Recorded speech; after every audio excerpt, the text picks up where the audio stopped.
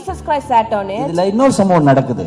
Another incident happening. ஆண்டவர் வந்து உட்கார்வதற்கு முன்பதாக before the Lord sits on that, அங்க கூடியிருந்த மக்கள், the people around them, அவங்க தங்களுடைய ஆடைகளை, பல நிறம் கொண்ட ஆடைகளை அந்த கழுதை மேல வைக்கிறார்கள். and the people, the many colored clothes, they put it on the donkey first. Please take note of that.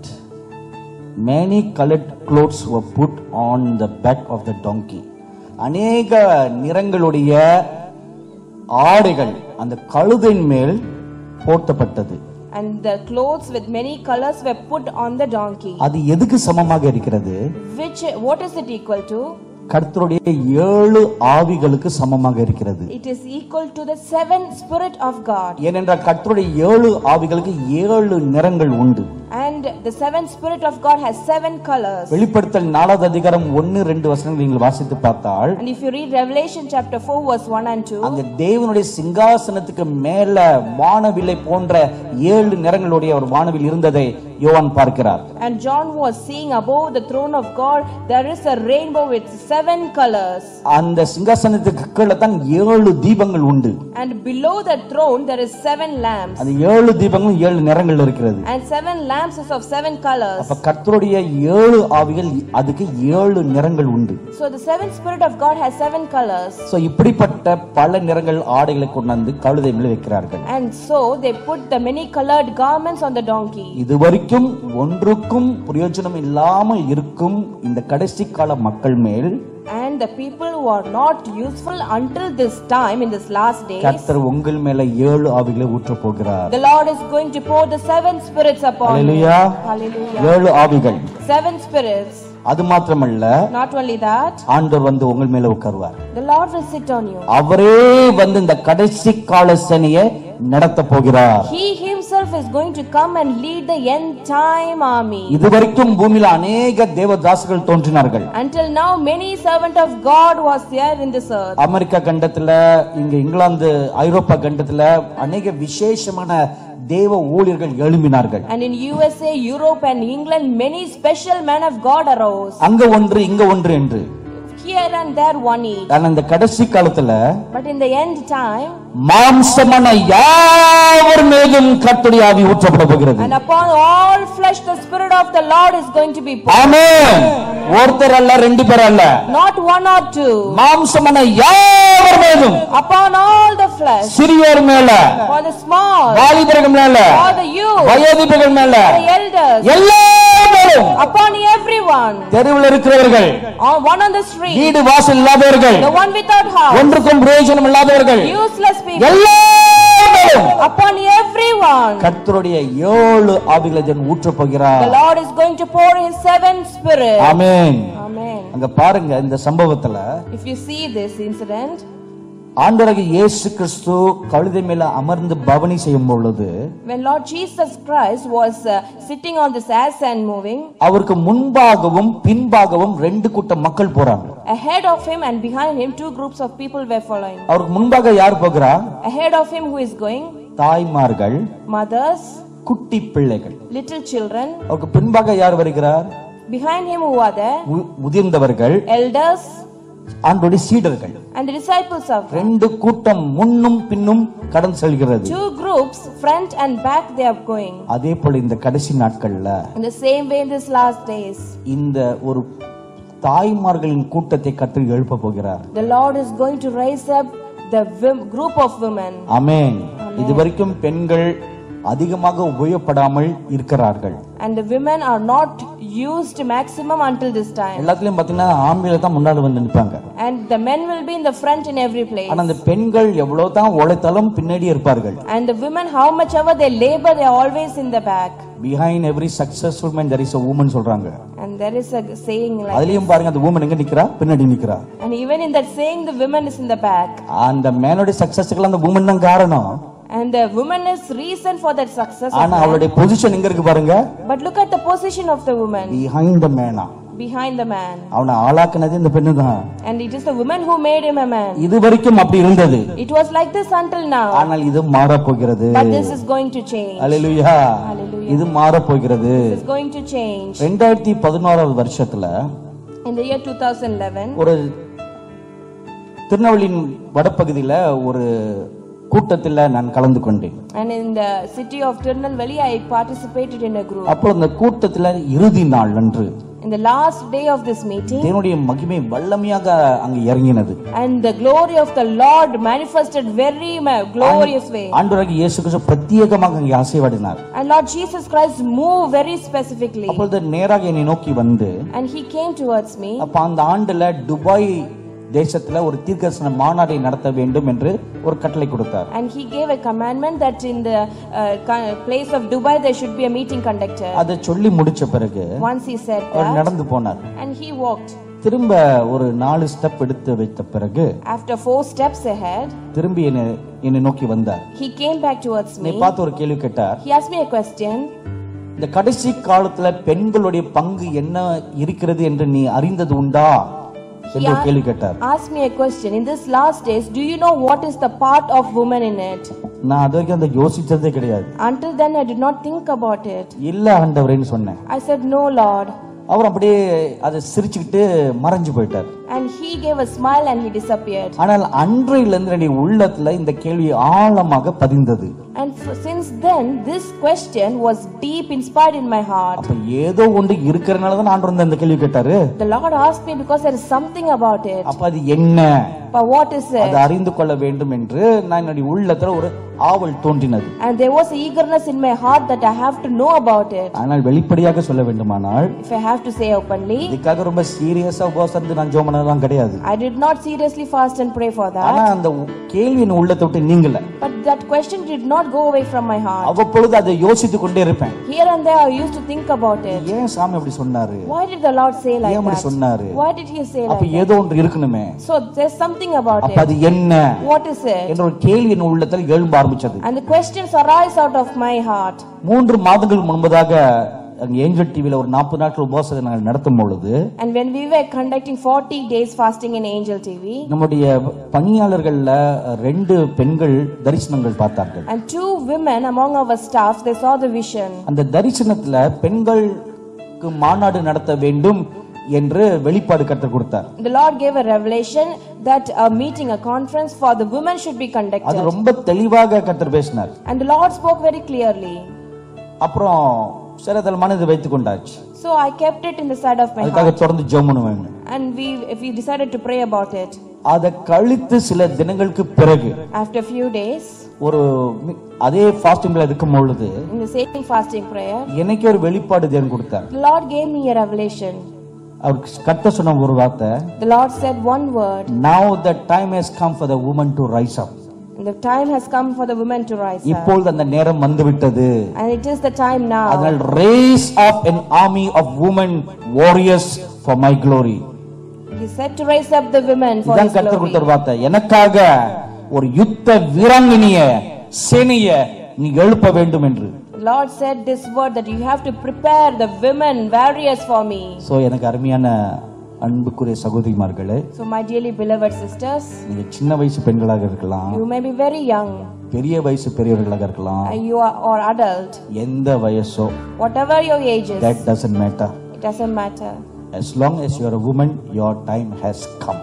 Amen. Amen. Amen. உங்கள் நேரம் வந்துவிட்டது. Your time has come. எனக்கு வயசு முதிர்ந்தாகி விட்டதே என்று நினைக்க வேண்டாம். Do not think that you have become old. Your time has come. Your time has come. இதை ஒட்டி சென்னையில ஒரு பெண்கள் மாநாடு இந்த வருகிற ஆகஸ்ட் மாசம் 25, 26, 27 நடத்துறோம். And in the August month 25, 26 and 24 we are going to conduct a women conference in Chennai. அதுக்கு அடுத்து செப்டம்பர் மாசம் 15, 16, 17 அங்க வடக்க டார்ஜிலிங் பகுதியில ஒரு பெண்கள் மாநாடு நடத்துறோம். And we are conducting in Darjeeling a women's conference as well in September 15 to 17. இதுதான் முதல். This is the first thing. இனி வருகிற நாட்கள ரெகுலராக இப்படிப்பட்ட காரியங்கள் நடத்தப்பட போகிறது. In the coming days this is going to be conducted regularly. ஏற்கனவே சிறு பிள்ளைகளுக்கு अनेक ஆயத்தங்களை நம்ம செய்து கொண்டு வருகிறோம். And we are making many preparation for the children already. இப்ப வாலிபர்களுக்கும் अनेक நிகழ்ச்சிகள் நடத்த ஆரம்பிச்சிட்டோம். And we have started to conduct programs for the youths as well. இதுவரைக்கும் நாங்க தொடாத ஒரே ஒரு குரூப் ஒன்னு இருக்குது. There is only one group we have not touched until now. அந்த குரூப் தான் என் மேல ஒரு பயங்கர கோபத்துல இருக்காங்க. And that group is so angry with me. யார் தெரியுமா? Do you know who it is? மென்ஸா Just the men. அவங்க பயங்கர கோவத்துல இருக்காங்க. They are very angry on me. சிறு பிள்ளைகளுக்கு மீட்டிங் நடத்துறீங்க. You have meeting for the kids. வாலிபர்களுக்கு மீட்டிங் நடத்துறீங்க. You are meeting for the youth. இப்ப பெண்களுக்கு நடத்துறீங்க. Now you have it for What women. about us? அப்படின்னு ஒரு கேள்வி கேக்குறாங்க. They are asking this question. அவங்களையும் விட்டுற கூடாது இல்லையா? And we should not forsake them. அவங்களுக்கும் வருகிற நாட்களில் நடத்த வேண்டும். And for them as well in the coming days we will conduct. So இதுதான் கர்த்தர் சொல்கிற முதல் காரியம். This is the first thing the Lord says. ஆயத்தப்படுத்த வேண்டும். Should be prepared. இப்போ ஆண்டவராகிய இயேசு கிறிஸ்து எருசலேமுக்குள்ள வந்த உடனே Now when Lord Jesus Christ enters our Jerusalem, முதலில் எங்க போறார் பாருங்க. look where he is going first. 12வது வசனம் மத்தேயு 21வது அதிகாரத்தில் சொல்கிறது. Matthew chapter 21 verse 12 says, our ஆலயத்துக்குள்ள பிரவேசித்தார். Jesus went into the temple of அதான் God. ஒரு பட்டணத்துக்குள்ள வந்த உடனே முதல் இடம் ஆலயம். After entering to the city first, the first place is the temple of அந்த God. ஆலயத்துக்குள்ள வந்த உடனே Once he came to the temple, அவர் செய்த முதல் வேலை என்ன பாருங்க. see what is the first thing இந்த he did. ஆலயத்துல போய் ஜெபம் பண்ணல, He did not pray there, பிரசங்கம் பண்ணல, did not preach. தன்னுடைய மகிமையை வெளிப்படுத்தி காட்டல. He did not show forth his glory. இதெல்லாம் செய்வதற்கு முன்பதாக Even he does anything, இதெல்லாம் செய்யக்கூடாதபடிக்கு என்னென்ன தடைகள் இருக்கிறது என்று பார்த்தார். he was looking whatever hurdles are there that these things should not be done. அங்க 4 தடைகள் இருக்கிறது பார்த்தார். And he saw there were 4 hurdles.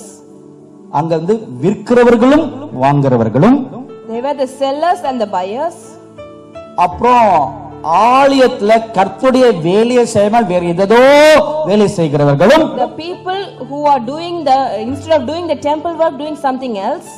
4வதாக கர்த்தருடைய பணத்தை வைத்து லாபம் சம்பாதிக்கிறவர்கள். And 4, the people who take the money of God and they gather the profit. கர்த்தருடைய வரங்களை கொண்டு லாபம் சம்பாதிக்கிறவர்கள். And through the gift of God, those who take the profit. 4 கூட்ட அநியாயக்காரங்களை ஆலயத்துல பார்க்கிறார். And 4 kind of wicked people he says in the church. 4 கூட்ட திருடர்களை பார்க்கிறார். And 4 types of thieves he sees. இதெல்லாம் ஆலயத்துல இருக்குது. These things are in the இப்ப church. இப்படிப்பட்ட 4 கூட்ட மக்கள் ஆலயத்துல இருந்துட்டு, And if there are 4 types of people in the church, கர்த்தருடைய ஊழியத்தை, கர்த்தருடைய ஆலயத்தை கர்த்தருடைய சித்தத்தின்படி செய்யாமல், and not doing the ministry and the church of the Lord according to his will, அவங்க விரும்புகிற வண்ணமாக, and according to the will they have in their heart, அவங்களுடைய இஷ்டத்தின்படி, according to their desire, அவங்களுடைய நாம பிரஸ்தாபத்துக்காக, for the glory of their own name, அவங்களுடைய ராஜ்யத்தை கட்டுவதற்காக, build their own kingdom, அவங்களுடைய வம்சம் நல்லா இருப்பதற்காக, for their lineage should be good, கர்த்தருடைய நாமத்தை வீணாக உபயோகப்படுத்துகிறார்கள். and they falsely use the name of the Lord, கர்த்தருடைய வரங்களுக்கு விலை பேசுகிறார்கள். and they set a price for the gift of God. இதெல்லாம் நடக்குது. These things are happening. இப்படிப்பட்ட ஒரு ஆலயத்துக்குள்ள கர்த்தர் எப்படி வருவார்? And to a church like this, how the Lord will come? வரமாட்டார். He will not come. நம்மளா நினைத்து கொள்ளலாம் கர்த்தர் வராருன்னு. We can think that he will come, நம்மளா கையை கட்டி நம்மளா தலைகளை கேங்குரு மாதிரி குதிக்கலாம். and we can jump like a kangaroo and clap our hands. தமிழ்ல அதுக்கு பேர் கங்காரு. கங்காரு மாதிரி மேலையும் கீழும் குதிக்கலாம். And we can jump like kangaroo. நல்ல வேர்த்து கொட்டலாம். And we can sweat. 100 gram கொழுப்பு குறையும். 100 grams of fat will அப்புறம் go. ஜில்னு ஏசியரில I feel goosebumps of the Lord அப்படி சொல்லலாம். And in the AC room we can say that I feel goosebumps. இதெல்லாம் நம்முடைய மாம்சத்தின் கிரியைகள். And these are the things of the flesh. ஆனால் கர்த்தர் அந்த ஆலயத்துல கிடையாது. But the Lord is not in that church. கர்த்தர் கிடையாது. The Lord is not இது there. நம்மளா உற்பத்தி செய்கின்ற ஒரு மாயமான ஒரு பிரசனம். And this is the human made false or pseudo presence. ஏன்னா வேதம் அங்க சொல்கிறதுல, Because the scripture says N so. வீடு My house. ஜெபவீடாக இல்லாமல் அதை கள்ளர் கொகையாக நீங்க மாற்றி வைத்திருக்கீங்க. And it is not a prayer house, you have made a den of thieves. அப்ப கள்ளர் கொகையாக இருக்கின்ற ஒரு ஆலயத்துக்குள்ள கர்த்தர் வரமாட்டார்.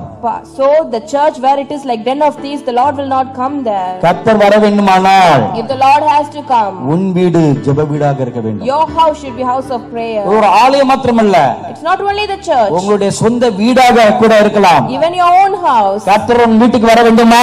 If the Lord wants to come to your house, அது ஒரு ஜெபவீடாக இருக்க வேண்டும். it should be a house of prayer. நீயும் உன் வீட்டாரும் You and your household கர்த்தரை சேவிக்க கற்றுக்கொள்ள வேண்டும். should learn to serve the அந்த Lord. ஜெப தூபம் இருந்தா ஜெபித்தாலும் தேவ சமூகம் அங்கே வரும்.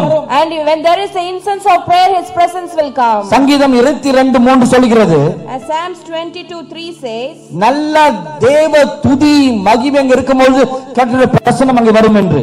and when we are in the midst of praises, the presence of God descends. சங்கீதம் 141:2 சொல்கிறது, Psalms 141:2 says, கரங்களை உயர்த்தி ஜெபிக்கும் பொழுது when we raise our hands and pray, அது தூபத்தை போல தேவனை நோக்கி எழும்பும் என்று. and it will be rise up like the incense towards the Lord. அப்ப ஜெப தூபம் ஏறெடுக்கப்படும் பொழுது, And when the prayer incense is taken, துதி தூபம் ஏறெடுக்கப்படும் பொழுது, when the incense of praise is taken, அது 2-3 பேர் கூடுகிற ஒரு சின்ன ஒரு வீடாக கூட இருந்தால், even if it is a house where 2 or more people gather, அங்கே கர்த்தருடைய பிரசன்னம் இருக்கும். the glory or the presence of the Lord will be there. ஆமென்.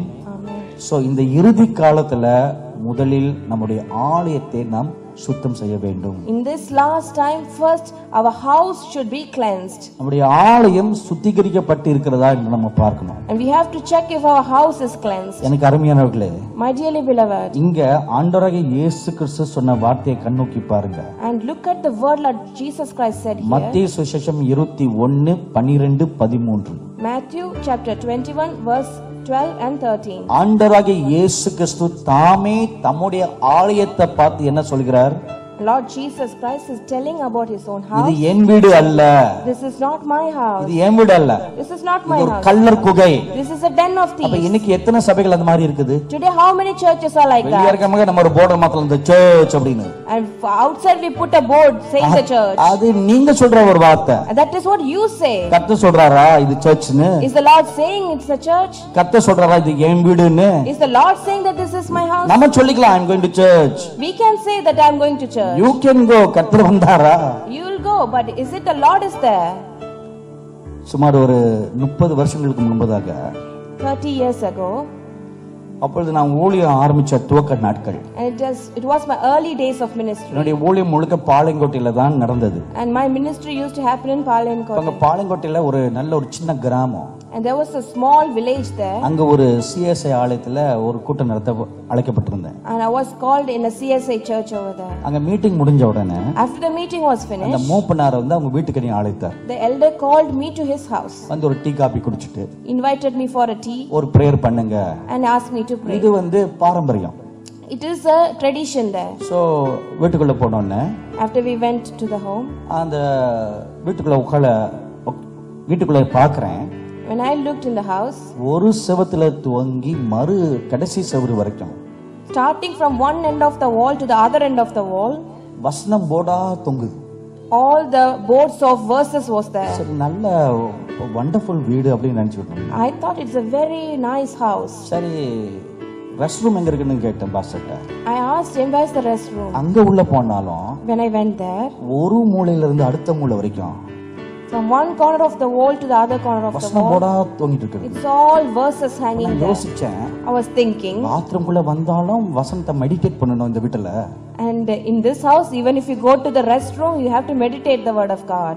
அப்படி நடந்து போகும்போது கிச்சனை தாண்டி போனோம். And when I passed the kitchen. சும்மா அப்படி ஓர கண்ணுல பார்த்தேன். Then I just looked side. கிச்சன்ல வசனங்களா ஒட்டி கிடக்குது. The kitchen is full of verses. அப்ப இந்த பாஸ்டர் அங்க சமைக்கும் போது கூட வசனத்தை தியானம் பண்ணிக்கிட்டே சமைப்பாங்க. So I saw the wife of pastor, when she cooks, she will meditate word of God and cook. என்ன ஒரு பக்தியான வீடு.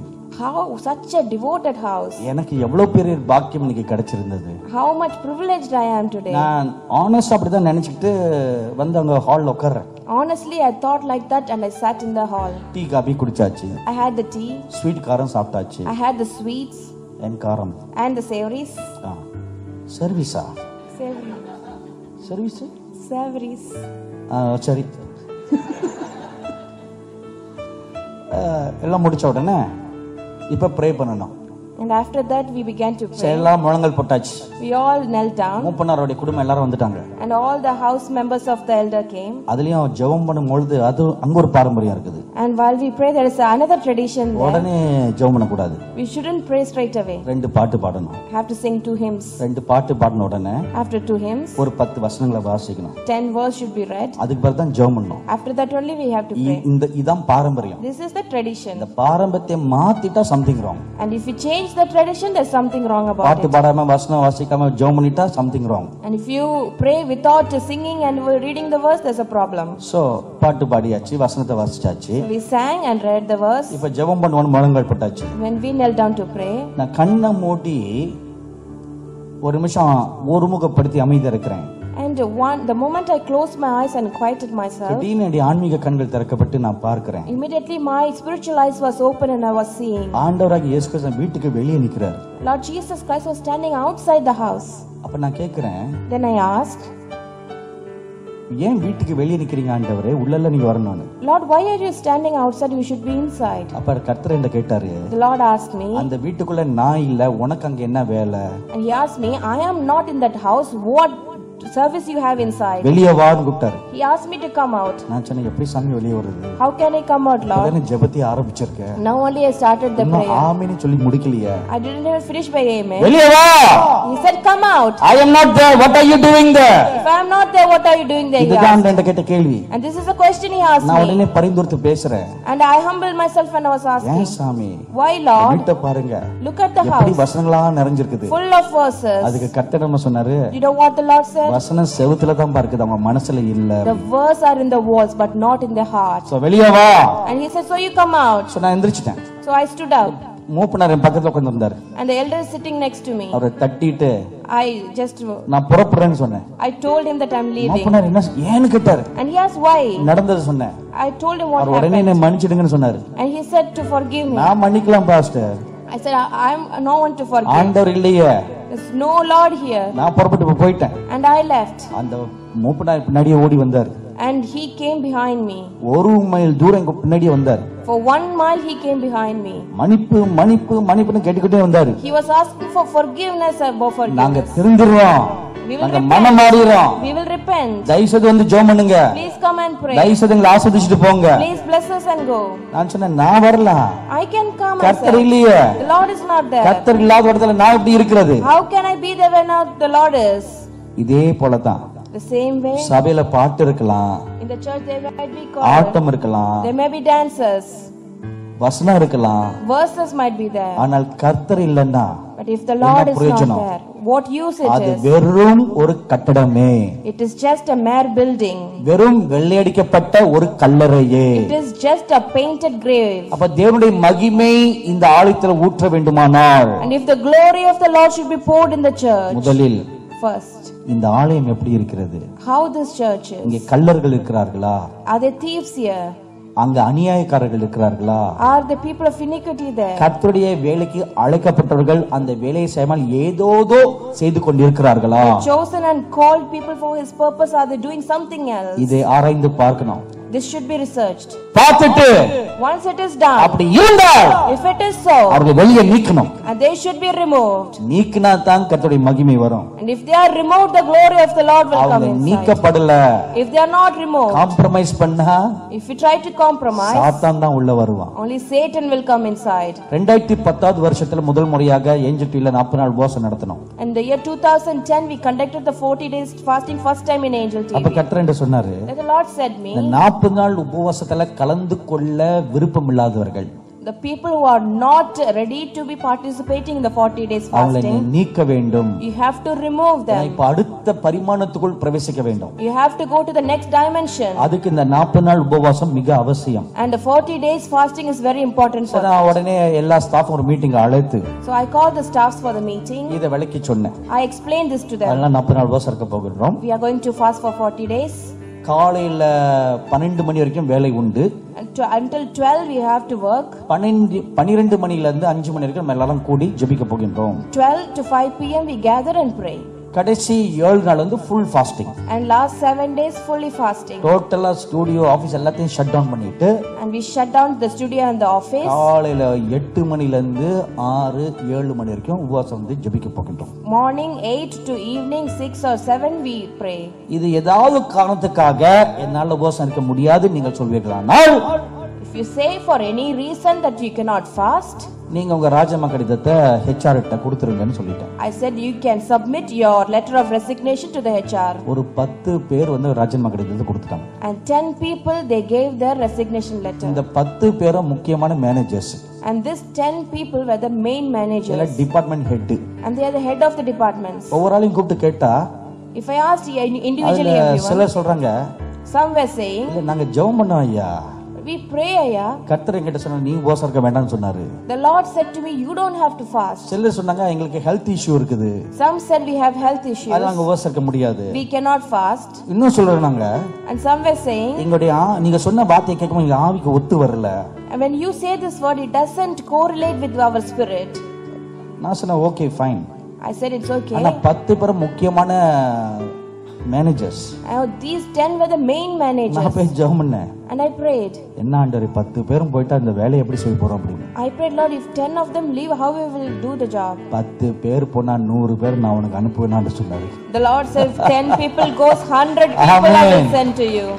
சரி போங்கடான்னு சொல்லியாச்சு. I said okay, it's okay for you to go. 40 நாள் ஜெபத்தை நடத்தி முடிச்சோம். 40 days we finished the prayers. அந்த 10 பேருக்கு பதிலா இன்னும் அதிக திறமை உள்ள அதிகமாக கர்த்தருக்கு பயப்படக்கூடிய புதிய ஸ்டாஃப்களை கர்த்தர் கொண்டு வந்து சேர்த்தார். And instead of that 10 people who left, the Lord gave more people with more talents and more God fearing. Amen.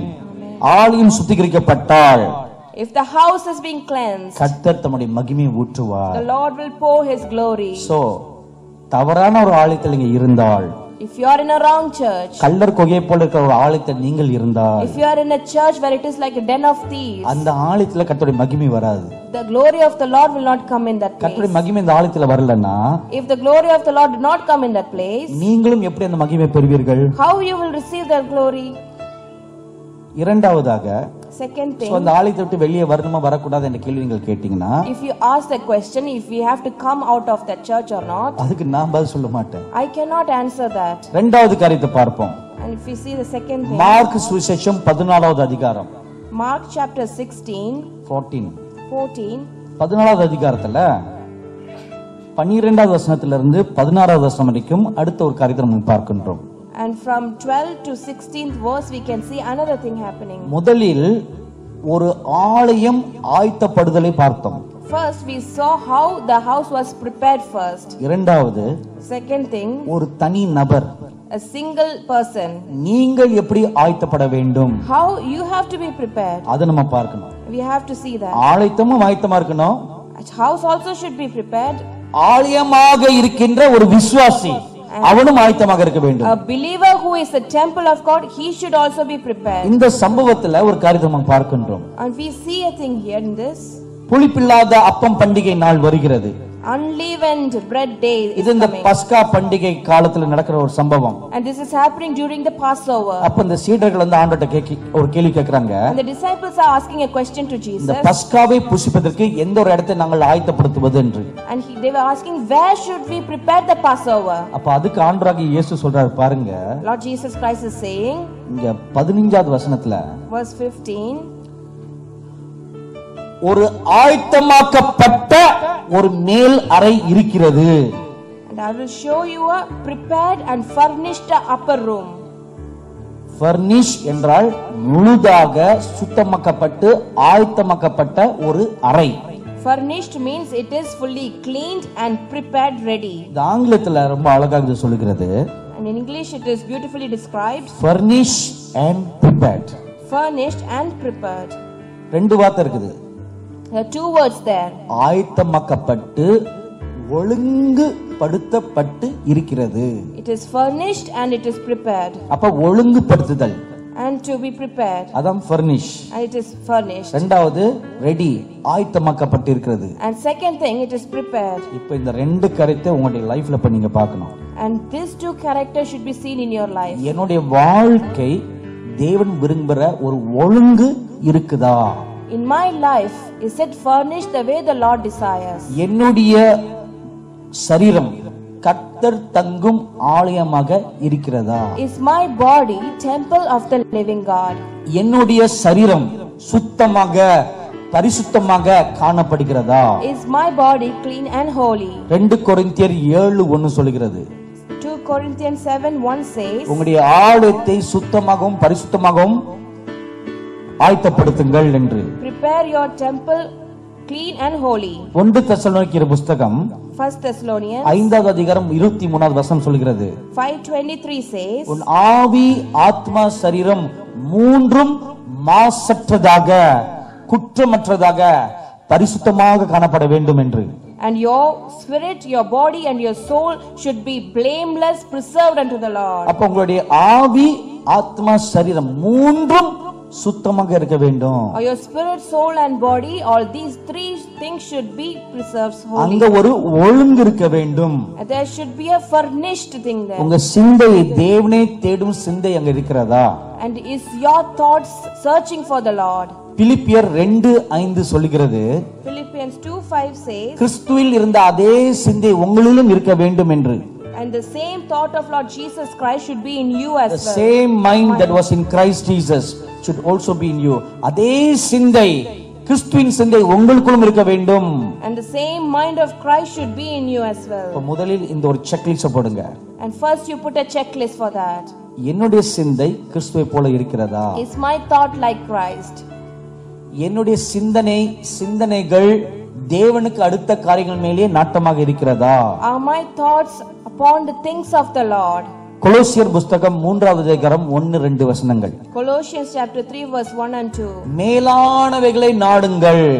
Seek for the things those are above. கிறிஸ்து சிந்தை இருந்தால் If you have the mind of Christ, மேலானவைகளை நாடுவோம். we will seek for those things which are above. இப்ப முதல் checklist போடுங்க.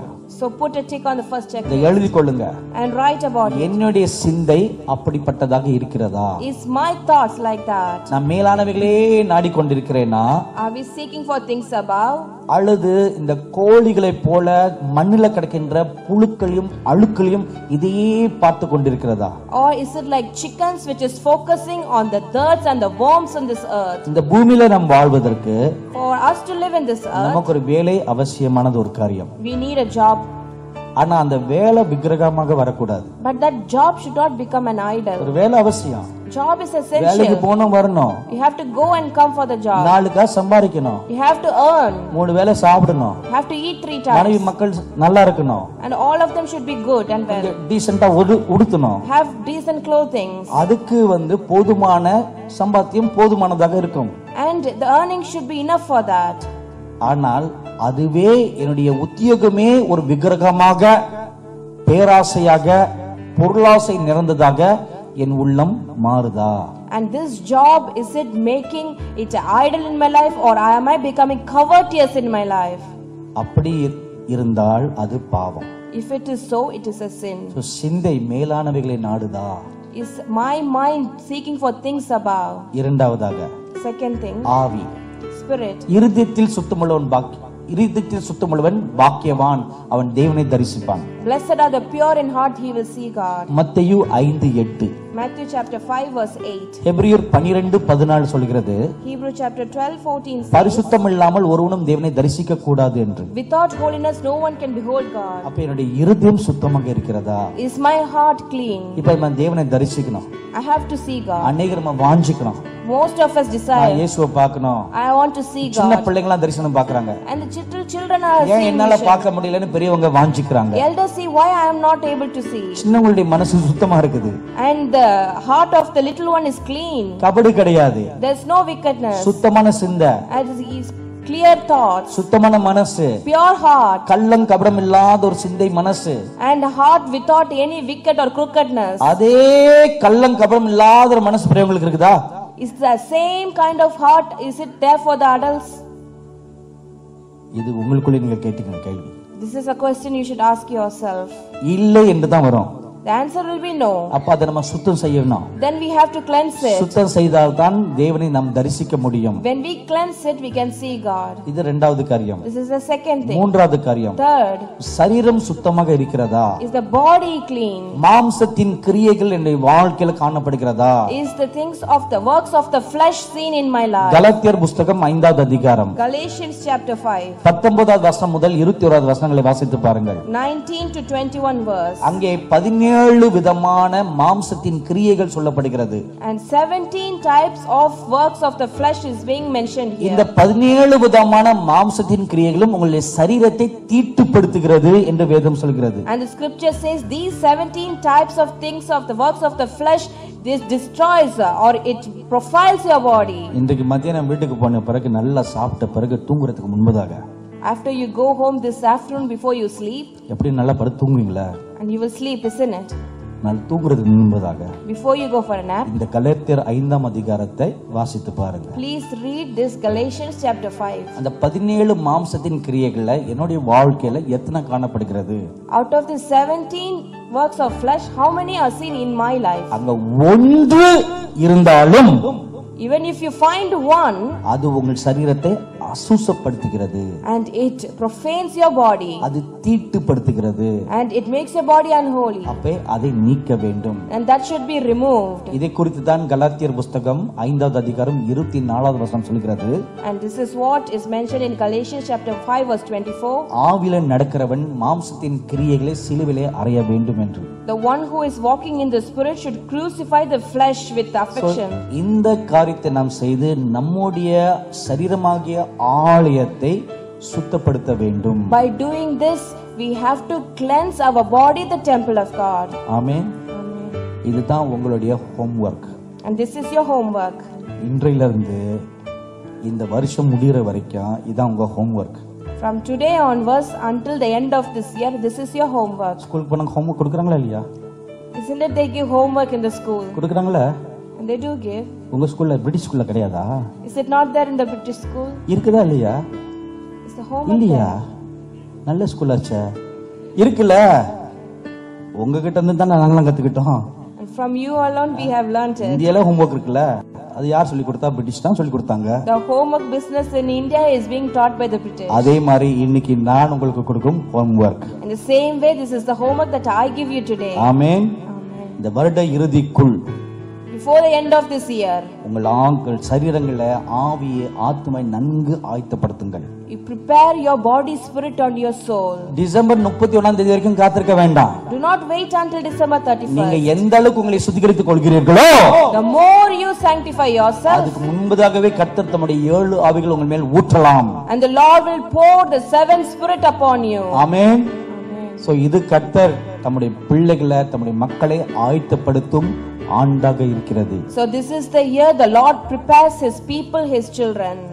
2017வது வருஷம், The year 2017, அது இந்த பூமிக்கே ஒரு பெரிய திருப்புமுனை ஆண்டாக இருக்க போகிறது. it is going to be a turning point for the whole earth. அந்த ஆண்டு வரைக்கும் கர்த்தர் ஒரு கணக்கு வைத்திருக்கிறார். The Lord has a calculation until that year. 2014வது வருஷம் முடியும் மட்டும், until the 2017 finishes, சரித்திரம் வேறு விதமாக மாறப் போகிறது. history is going to change in a different way. உலகத்தின் சாம்ராஜ்யங்கள் வேறு விதமாக மாறப் போகிறது. And the dynasties of the world is going to change in a different way. ஐரோப்பாவுல சூழ்நிலைகள் வேறு விதமாக மாறப் போகிறது. And situations in Europe is going to change in a different way. The political climate and the political culture and the political governments are going to go through a drastic change in Europe after 2017. இது நடக்க போகிறது. This is going to happen. அதுக்கு முன்பதாக, before that, கர்த்தர் தம்முடைய பிள்ளைகளை ஆயத்தப்படுத்துகிறார். the Lord is preparing his people. மக்கா பயங்கரமான காரிருள் பூமியை மூட போகிறது. Gross darkness is going to surround the earth. இது 2017க்கு பிறகு நடக்கும். And this will happen after 2017. அதுக்கு முன்பதாக, before that, கர்த்தருடைய ஆலயம் கலங்கரை விளக்காக மாற வேண்டும். and the house of the Lord should become like a bright light. Like a lighthouse, the church must become like a lighthouse in the midst of gross darkness. அதே போல கர்த்தருடைய பிள்ளைகளும் ஒவ்வொருவரும் ஒரு தீபங்களாக மாற வேண்டும். In the same way, the children of God should become individual lamps. ஆமென். ஆமென். அது உங்க கையில இருக்குது. And it is in your hands. இருளாக இருப்பதும் வெளிச்சமாக மாறுவதும் உங்கள் கையில் இருக்கிறது. It is in your hands to become darkness or to become bright light. எனக்கு அருமையானவர்களே, my dearly beloved, உங்கள் எல்லார் மேலும் கர்த்தர் தம்முடைய 7 ஆவிகளை ஊற்றி உங்களை வல்லமையாக ஒரு விளக்காக வெளிச்சமாக உபயோகப்படுத்த தேவன் விரும்புகிறார். The Lord desires to pour his 7th spirit on each and every one of you and use you. நான் மீண்டும் சொல்கிறேன், I say again, சிறு பிள்ளைகள் மேல, upon the little children, வாலிபர்கள் மேல, upon the youths, வயோதிபர்கள் மேல, upon the elders, ஊழியர்கள் மேல, upon the ministers, குறிப்பாக பெண்கள் மேல, especially the women. இப்பொழுது கர்த்தருடைய கண்கள் அவர்கள் மேல இருக்கிறது. The eyes of the Lord is set upon them. உங்கள் நேரம் இப்பொழுது வந்துவிட்டது. Your time has come now. Amen. Amen. நீங்கள் எழும்பி பிரகாசிக்க வேண்டிய நேரம் வந்துவிட்டது. And it is time that our rise and shine. அதுக்கு நாம் ஆயத்தப்பட வேண்டும். And we have to be prepared for that. Amen. Amen. நாம் எல்லாரும் எழுந்து நிற்போம். Let us all rise to our feet. தொடும் என் கண்களையே உம்மை நான் காண வேண்டுமே, இயேசுவே உம்மையை நான் காண வேண்டுமே. தொடும் என் மனதினையே மனப்புண்கள் ஆற வேண்டுமே, இயேசுவே மனப்புண்கள் ஆற வேண்டுமே. தொடும் என் ஆண்டவரே, தொடும் என் ஆத்துமாவே, இயேசுவே உம்மையே போல் என்னை மாற்றுமே. தொடும் என் ஆண்டவரே, தொடும் என் ஆத்துமாவே, இயேசுவே உம்மையே போல் என்னை மாற்றுமே. தொடும் என் கண்களையே உம்மை நான் காண வேண்டுமே, இயேசுவே உம்மையை நான் காண வேண்டுமே. தொடும் என் செவிகளையே உம் குரல் கேட்க வேண்டுமே, இயேசுவே உம் குரலை கேட்க வேண்டுமே. மகா பரிசுத்தமுள்ள எங்கள் நல்ல பிதாவே, Our Heavenly Father full of holiness, இன்றைக்கு நீர் என் நாவிலே வைத்த வார்த்தைகளை உமது பிள்ளைகளுக்கு சொல்லியிருக்கேன். Lord, the word that you have kept in my tongue I have said to your children, Lord.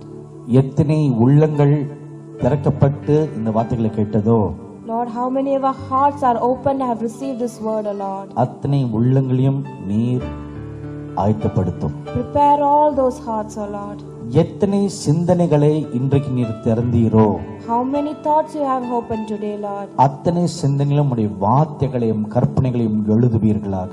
On all those thoughts write your word and your commandment, Lord. எத்தனை இருதயங்கள் இன்றைக்கு நீர் திறந்து How many of our hearts you have opened today, Lord. நம்முடைய வார்த்தைகளை ஒரு நல்ல நிலத்துல விழும் விதைகளை போல விழுந்ததோ, The way how the seed falls in the good land as it has fallen today, O Lord. ஒவ்வொருவரும் இப்பொழுது நீர் தொட்டு ஆஸ்வதிப்பீராக. Touch each and every one and bless them, Lord. நீரே எங்களது நல்ல மேய்ப்பராக இருக்கிறீர். You are our good shepherd. என்னுடைய ஆடுகள் என் சத்தத்தை அறியும் என்று உமது வார்த்தை சொல்கிறது. The one word says your sheep will hear your voice. அது மட்டுமல்லாமல், Not only that, ஒரு நல்ல ஆடு தன்னுடைய மேய்ப்பனுடைய சிந்தையும் அறிந்திருக்கிறது. a good sheep knows the thought of its shepherd. நீர் எங்கள் நல்ல மேய்ப்பனாக இருக்கிறீர். You are our good shepherd. இப்பொழுதும் இந்த ஆலயத்துல நீர் உமது பிள்ளைகள் ஒவ்வொருடனும் பேசியிருக்கிறீர். Even now you have spoke to each and every one of your children in this church. அந்த பிள்ளைகள் ஒவ்வொருவரும் தங்கள் இருதயங்களை திறந்தவர்களாக உம்முடைய வார்த்தையை இன்றைக்கு கேட்டார்கள். And opening their hearts, everyone have received your word today, Lord. உம்முடைய காருண்யம் அவர்கள் மேல் இப்பொழுது தங்கியிருப்பதாக.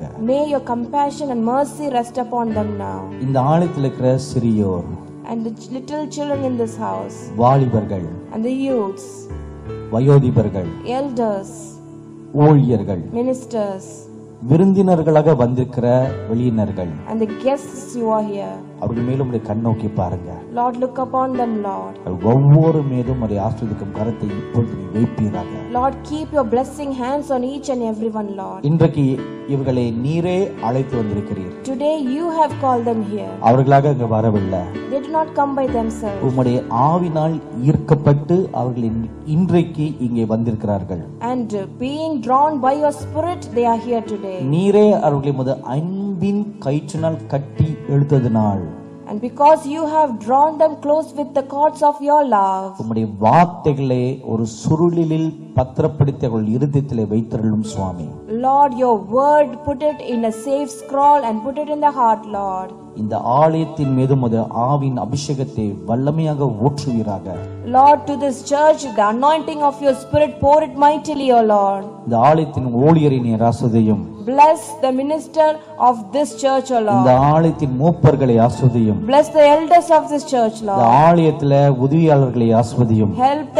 Bless the helpers of this church, O Lord. இந்த ஆலயத்திலே பற்பல விதமான பணிகளை செய்கின்ற உதவியாளர்களை ஆசீர்வதிங்க. Lord, bless the various ministers who work, O Lord, Master, in this church. இந்த ஆலயத்தில் இருக்கிற ஒவ்வொரு விசுவாசியும் ஆசீர்வதிங்க. Bless every believers in this church, O Lord. ஒருவராகிலும் வீணாய் போகாதபடி, not even one should perish. ஒருவராகிலும் உம்முடைய வரங்களை பெற்றுக்கொள்ள கூடாதபடிக்கு, not even one should not be there without receiving your gifts. வழியில விழுந்து போகாதபடிக்கு, not falling on the way, Lord. அவர்களை நீர் பத்திரப்படுத்தி காத்துக்கொள்ளுங்க. you protect them and guard them, Lord. நன்றி சுவாமி. thank you, Lord. பாஸ்டர் முன்னாடி வாங்க. உங்க ஃபேமிலி எங்க?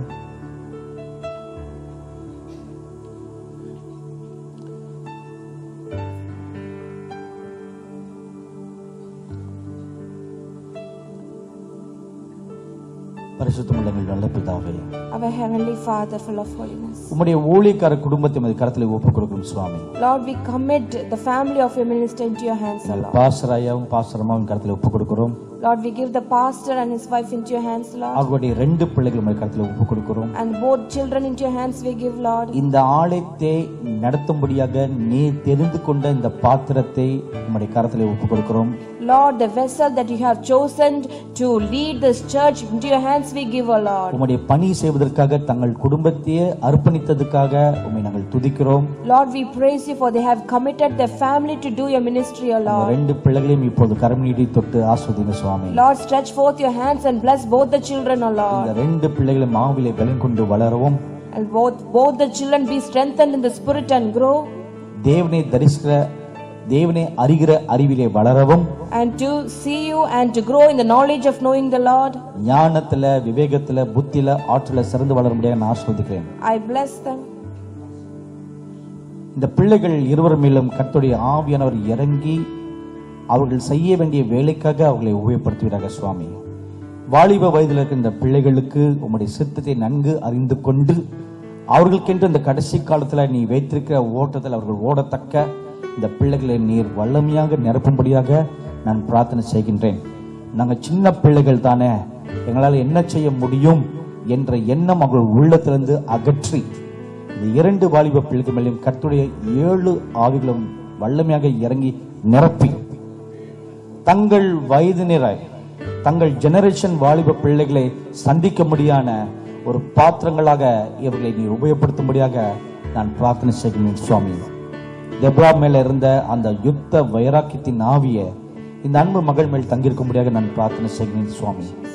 கிதியோன் மேல் இருந்த அதே வைராக்கியத்தின் யுத்த வீரனின் ஆவியும் இந்த மகன் மீது தங்கியிருக்கும்படியாக நான் ஆசீர்வதிக்கிறேன் சுவாமி. 2 பிள்ளைகளும் உம்முடைய 2 கண்களை போல யுத்த வீரர்களை போல நீ உபயோகப்படுத்தும்படியாக நான் ஆசீர்வதிக்கிறேன் சுவாமி. கர்த்தருடைய தீர்க்கதரிசன அபிஷேகம் இந்த 2 பிள்ளைகள் மேலும் வல்லமையாக இறங்கி இருக்கும்படியாக நான் ஆசீர்வதிக்கிறேன் சுவாமி. தரிசன கண்களை இந்த பிள்ளைகள் அருளும்படியாக கர்த்தருடைய கரம் அவள் ஞான கண்களை திறந்தும்படியாக நான் பிரார்த்தனை செய்கிறேன் சுவாமி. தெளிந்த மனதை இந்த பிள்ளைகளுக்கு தருவீராக. கர்த்தருக்கு பயப்பட பயத்தின் ஆவியை இந்த பிள்ளைகளுக்கு நீ தந்தருவீராக. தங்கள் நடக்கின்ற வழிகள் எல்லாம் தேவனுக்கு பிரியமாக இருக்கும்படியான தங்களுடைய வழிகளையும் தேவனுக்கு அர்ப்பணித்து இந்த சிறு வயது முதற்கொண்டே கர்த்தருக்கு பயப்படும் பயத்துல இந்த 2 பிள்ளைகளும் வளரத்தக்க நீர் அவர்களை ஆஸ்வதிப்பீராக. தேவரீர் உம்முடைய ஊழியக்காரையும் இப்பொழுது நீ தொட்டு ஆஸ்வதியும் சுவாமி. பூமியில எங்களுக்கு ஆஸ்திகள், சொத்துகள், சுகங்கள் வேண்டாம் ஆண்டவரே. உம்முடைய பணியை மாத்திரம் நாங்கள் செய்ய எங்களை அர்ப்பணிக்கின்றோம் என்று இந்த பிள்ளைகள் இருவரும் செய்த பிரார்த்தனையை நீ கேட்டிருக்கிற சுவாமி. பல நாட்கள் இரவு நேரங்களில் கணவனும் மணியும் கரத்தை கோர்த்து கொண்டு செய்த பிரார்த்தனை நீ கேட்டிருக்கிற சுவாமி. எப்படியாவது எங்களை கொண்டு நீர் இந்த தேசத்தில் ஒரு பெரிய காரியத்தை செய்யும் ஆண்டவரே. இதற்காகவே எங்களை நாங்கள் அர்ப்பணிக்கின்றோம். இதற்காகவே எங்கள் வாழ்க்கையே நாங்கள் இழந்தாலும் அதுக்கும் நாங்கள் ஆயத்தமாக இருக்கிறோம். உமக்காக ரத்த சாட்சியாக நாங்கள் மறிக்க எங்களை அர்ப்பணிக்கின்றோம் என்று இந்த பிள்ளைகள் இருவரும் செய்த பிரார்த்தனையை நீர் கேட்டிருக்க சுவாமி. ஒருவரும் காணவில்லை, மறைவில 4 செவத்துக்குள்ள தங்கள் பிள்ளைகளுக்கும் தெரியாத செய்த இந்த பிரார்த்தனையை முதல் முறையாக அவர்கள் செய்த பொழுது நீர் அவர்கள் நடுவில் நின்று கொண்டு அன்றைக்கு ஜூலை 17வது நாள் அவர் ஏறெடுத்த அந்த பிரார்த்தனை சுவாமி. அன்று இரவு 7 மணிக்கு செய்த அந்த பிரார்த்தனையை நீர் மாத்திரமே அந்த அறையில அவர்களுக்கு நடுவில் நீ நின்று கொண்டு உம்முடைய தூதர்களும் அங்கே நின்று கொண்டு அந்த பிரார்த்தனையை கேட்டார்கள் சுவாமி. அன்றைக்கு உங்களுடைய பிள்ளைகளுடைய உள்ளத்துல நீர் ஒரு வாக்குத்தத்தத்தை வைத்தீர். இது முதற்கொண்டு நான் உங்களை ஆசீர்வதிப்பேன் என்ற ஒரு வாக்குத்தத்தத்தை அன்றைக்கு வைத்தீர் சுவாமி. நிச்சயமாகவே எனக்காக மரண பரியந்தம் நீங்கள் உண்மையாக இருப்பீர்களா என்று கூட பரிசுத்த ஆவியினுடைய ஒரு உணர்த்துதலை அன்றைக்கு அவர்கள் உணர்ந்தார்கள் சுவாமி. பல ஆண்டுகள் முன்பதாக உமது பிள்ளைகள் தங்கள் வாழ்க்கையும் தங்கள் குடும்பத்தையும் தகன பலியாக உமது பீடத்தில் வைத்ததை இன்றைக்கு பகிரங்கமாக சபையார் நடுவுல நான் அன்று அங்கே இருந்தேன், நான் கேட்டேன், அறிந்தேன், இப்பொழுது அதை கனப்படுத்தும் நேரம் வந்தது என்று சொல்லத்தக்க நீர் யாவரும் கேட்கும் வண்ணமாக இந்த காரியத்தை வெளிப்படுத்தி உங்கள் பிள்ளைகளுக்கு சொல்கிறபடினால தேவரையும் நாங்கள் துதிக்கிறோம். அவ்விதமாக இந்த பிள்ளைகளை நீர் ஆஸ்வதிப்பீராக, கரங்களை தொட்டு ஆஸ்வதிப்பீராக சுவாமி. ஊழியக்காரருடைய வலது கரத்தை தொட்டு ஆஸ்வதிப்பீராக. அது மேல குணமாக்கும் வரங்களை வைத்து ஆஸ்வதியும் சுவாமி. அநேக நாட்களாக அவர்கள் வேண்டிக் கொண்ட காரியத்தை இந்த நாட்கள்ல நீர் செய்வீராக.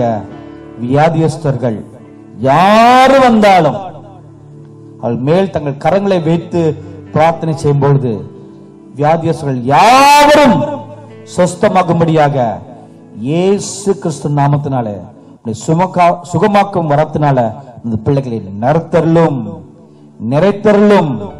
நிறைத்தரலும் ஆண்டவரே.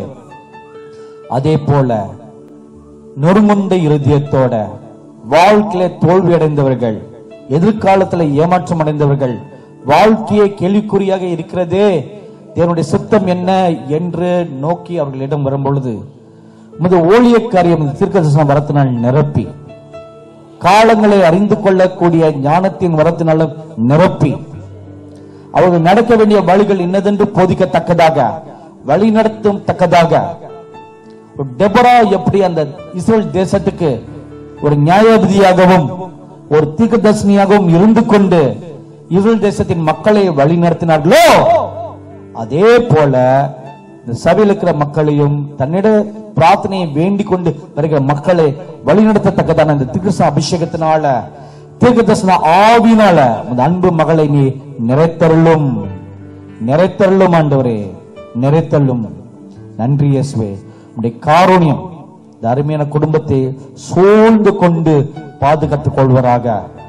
ஒரு தீங்கும் வராதபடிக்கு, ஒரு நன்மையும் குறைபடாதபடிக்கு சகல தேவைகளும் அவர்கள் சந்தித்து பாதுகாத்துக் கொள்ளும்படியாக அவர்களை நான் ஆசீர்வதிக்கிறேன் சுவாமி. அதே போல இந்த சபையில பணிபுரிகின்ற ஒவ்வொரு ஊழியர்களையும் நீர் போது கரம் நீட்டி தொட்டு அவர்களை ஆஸ்வதிப்பீராக. இந்த ஊழியர்களும் உங்களுடைய குடும்பங்களிலும் தேவரை காத்துக் கொள்வீராக. கர்த்தருக்கு பணி செய்கிறவர்களுக்கு ஒரு நன்மையும் குறைபடாது என்று உமது வார்த்தை சொல்கிறது. எனினும் உமது வார்த்தையும் சொல்கிறது, அப்படிப்பட்டவர்களே பிதாவாகிய தேவன் கனப்படுத்துவார் என்று. அந்த வார்த்தையின்படி இங்கே பணி செய்கிறவர்கள் காசு பணத்தை எதிர்பாராமல் தியாகத்தோட கர்த்தருக்கு பயப்படுற பயத்தோடு பணி செய்கிற ஒவ்வொருவரையும் நீர் ஆசீர்வதித்து கனப்படுத்த முடியாது நான் பிரார்த்தனை செய்கிறேன் சுவாமி. அதே போல இந்த சபையில அங்கத்தினர்களாக இருக்கிற ஒவ்வொரு அன்பு பிள்ளைகளையும் நீர் கரம் நீட்டி அவர்களை தொட்டு ஆஸ்வதிப்பீராக. உம்முடைய கிருபை அவர்களை சூழ்ந்து பாதுகாத்துக் கொள்வதாக. அவருடைய தேவைகள் யாவரையும் சந்தித்தருள்வீராக. தீங்கானது அவர்கள் வாசல் அண்டையில கூட வராதபடிக்கு, நன்மையானதும் அவர்களை விட்டு தூர விலக்கி இராதபடிக்கு உம்முடைய கிருபை எப்பொழுதும் உண்மையில் தங்கியிருக்கும்படியாக நான் பிரார்த்தனை செய்கிறேன் சுவாமி. இப்பொழுதும் இறுதியாக இன்றைக்கு இங்கே வந்திருக்க அனைவருக்காக நான் பிரார்த்தனை செய்கின்றேன். Now I pray for each and everyone gathered here. வெளியிடத்துல வந்திருக்க ஒவ்வொரு அன்பு பிள்ளைகளுக்காக உங்களுக்கு நன்றி சொல்கிறோம் சுவாமி. Lord, we thank you for every children who come from outside, oh Lord. ஒவ்வொருவரும் உம்முடைய வார்த்தையை கேட்கும்படியாக வந்தார்கள். Everyone have come here to hear your word, Lord. பரிசுத்த ஆவியானவர் உள்ளங்களை திறந்து அவர்களுக்கு வேண்டிய வார்த்தைகளை கொடுத்ததற்காக நன்றி. Thank you, Holy Spirit, for opening your heart and giving them the word that they need. அவர்கள் ஒவ்வொருவரும் இனி நடக்க வேண்டிய வழியை இன்று முதல் அவர்களுக்கு நீ போதிக்கும்படியாக நான் பிரார்த்தனை செய்கின்றேன். I pray that you teach them the way that they should walk now onwards. எசேக்கியேல் 1வது அதிகாரத்தில் நாங்கள் வாசிக்கின்றோம். And we read in Ezekiel chapter 1. கர்த்தருடைய சக்கரம் அங்கே வந்து நின்றது என்று. And the wheel of the Lord stood there. அந்த சக்கரம் உமது பிள்ளைகள் ஒவ்வொருவரும் கடந்து செல்லும்படியாக நான் பிரார்த்தனை செய்கின்றேன். I pray that they will go around each and every one of them. கர்த்தருடைய ஜீவனை கொண்டிருக்கும் இந்த சக்கரம், that wheel having the life of God, இனி அவர்கள் ஒவ்வொருடைய வாழ்க்கையிலும் தேவனுடைய சித்தத்தை வெளிப்படுத்தி காட்டுவதாக. and in their life let it reveal the will of God. ஒவ்வொருவரும் வாஞ்சியோட தேவனை நோக்கி கேட்பார்களாக. And let everyone with eagerness and thirst look unto the Lord and ask. As I am praying this prayer for all of you, I hear the voice of the Holy Spirit speaking within me, giving you a counsel. Pray earnestly for the gifts of the Holy Spirit. Pray earnestly for my anointing. Pray earnestly for my presence never to depart from your life. Pray earnestly that you will remain in me. Father, I pray, let your goodness and mercy be very real in the lives of each and every one of your dear children. And I pray, Lord, your goodness will continually manifest in their life and lead them and guide them all throughout the rest of this year. ஆண்டவராகிய இயேசு கிறிஸ்து நாமத்தினாலே இவர்கள் எல்லாவற்றையும் நாங்கள் பிரார்த்தனை செய்து வேண்டிக் கொள்கிறோம் எங்கள் பரிசுத்தமுள்ள நல்ல பிதாவே. We ask in the name of our Lord Jesus Christ alone, our Father. Amen. Amen.